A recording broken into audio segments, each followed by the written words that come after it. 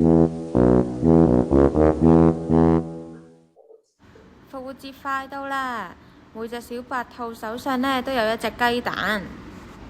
不如我哋畫啲圖案上去啦。我會畫上圓形，咁呢，我就畫上三角形啦。而我呢就會畫上正方形。除咗其他形狀之外，仲有星形啦、菱形啦，仲有心形添啊！不如我哋將佢哋油上顏色啦。好啊，我將圓形油上藍色，我將三角形呢就油上綠色，正方形呢就油上紫色。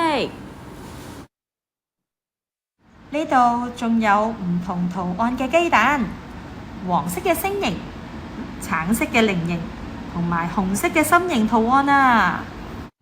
哇！呢度仲有好多好靚嘅蛋啊！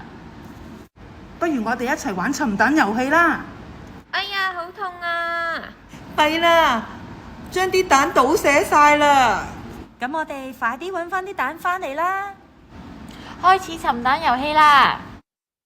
第一隻揾到嘅係圓形圖案嘅雞蛋，第二隻係三角形圖案嘅雞蛋，第三隻係星形圖案嘅雞蛋，第四隻係菱形圖案嘅雞蛋，第五隻係正方形圖案嘅雞蛋，第六隻係心形圖案嘅雞蛋。